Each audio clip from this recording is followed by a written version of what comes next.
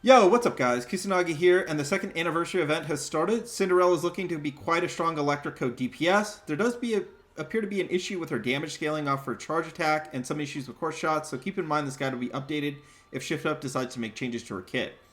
Now, for today's video, I want to talk about the Harmony Cube selection for Cinderella, as I was personally curious about how much her HP scaling would impact her damage, and whether a Vigor Cube is better for her than a traditional Resilience or Bastion Cube. That is generally recommended for most units. So keep in mind these are my own investments. Your testing might vary. If you're trying to duplicate my test, I would recommend that for your overload lines, you have at least 2 lines of ammo at about 120% total. In my case, I'm at 180% with 3 lines. You do not have to be exactly the same as long as you are able to have her full charge as she enters her burst.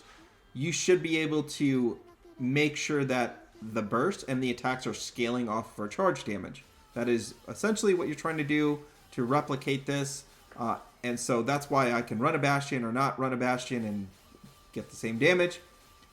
Your investments on Harmony Cubes are probably going to differ as well. So here's my current investments for comparison. My Bastion is only at level 8.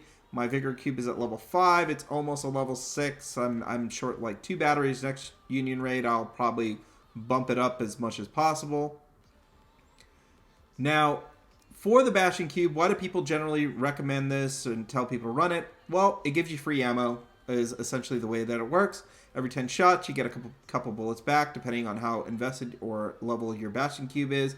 And assuming that you have a machine gunner that has a lot of ammo on them, this works really nicely because it almost gives them infinite ammo. And that is perfect for somebody like Cinderella that you want to be continuously shooting, so that way she doesn't lose her charge, and then her attack, her burst attack, is scaling off her charge damage. Now, there is a big however with this, which is Cinderella's normal attacks are the lowest in the game when it comes to rocket launcher B3s. She's at 32%. Amelia, Laplace, and even Query have higher scaling at 60% of attack. And so she's not really going to get a lot of damage off of her normal attacks when she's outside of the passive 1 skill. And this is where the trade-off really starts to show up on probably most people's accounts. So her passive 1 is based on her final max HP. So if you have a Vigor Cube that has similar investments, and mine, when I say similar, I say probably like 2 or 3 levels under your Bastion or Resilience Cube, you might actually be doing more damage with the Vigor Cube than you would the Bastion Cube. There's a couple of ways to test this and to validate this. The first one is putting your Bastion or Resilience Cube on Cinderella and seeing what the base HP changes to.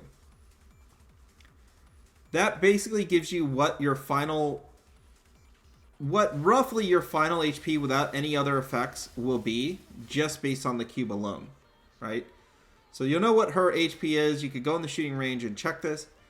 Now, for Vigor Cube, it's more tricky because the requirement is that she has to be in combat for this 7% to kick in. So you put the cube on, you might see, okay, her status on the settings, the character settings page shows that her HP is less than your Bastion Cube.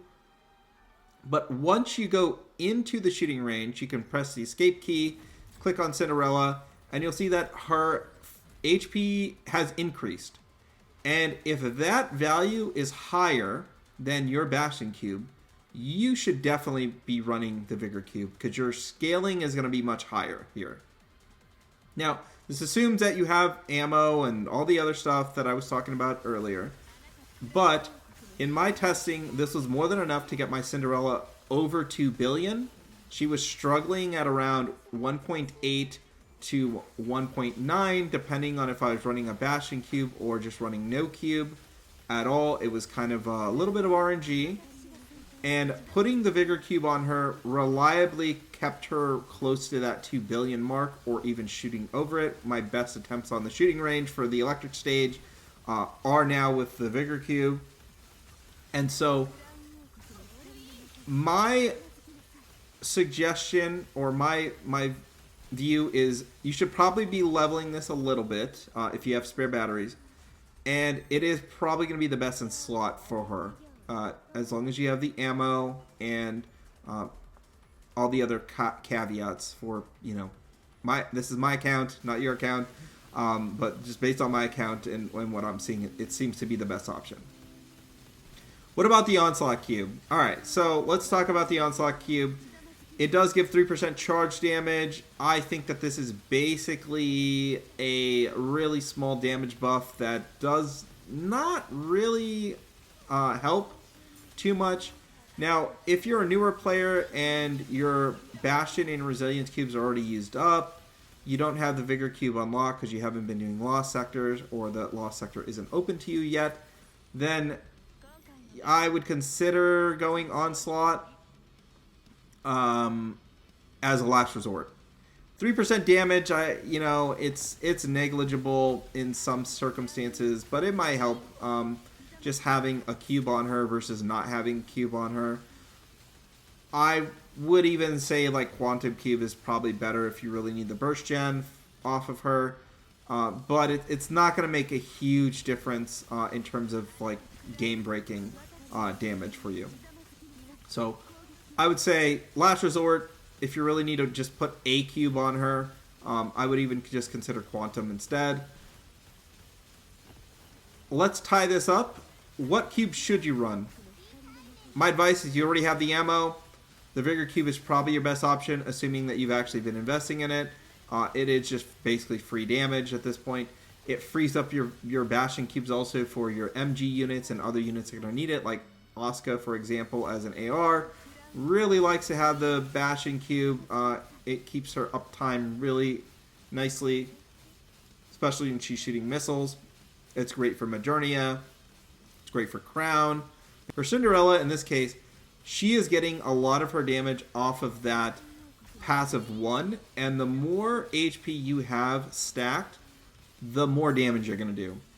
Which is why in all these tests you see that I'm running Rouge right next to her to ensure that she is getting an attack buff from Rouge, and she's also getting an HP buff from Rouge, which is giving her even more damage as part of that passive 1 skill, because her normal attacks are just going to be average or probably even worse in some circumstance, because they're only scaled to 36% of her damage versus someone else like, let's say, Scarlet Black Shadow, which is 60%. Normal attack from Scarlet Black Shadow can still do a lot of damage compared to Cinderella's. I appreciate every single one of you that drops by the stream every Monday, Wednesday, and Friday. You can catch me at twitch.tv/ykusanagi, where we will be doing part 2 of the Old Tales story, catching up with Cinderella and her backstory. We'll also be doing additional viewer pools for Grave, and if Solar Raid ends up reopening, there'll probably be 3 spots for viewer carries, assuming you are a subscriber, or if you have channel points, you can also redeem those. And if you have not already subscribed to the channel, please subscribe and like the video. I will continue to be doing gacha content and video game content for the foreseeable future, so definitely continue checking out my videos. I appreciate it. Have a great rest of your weekend, and bye-bye!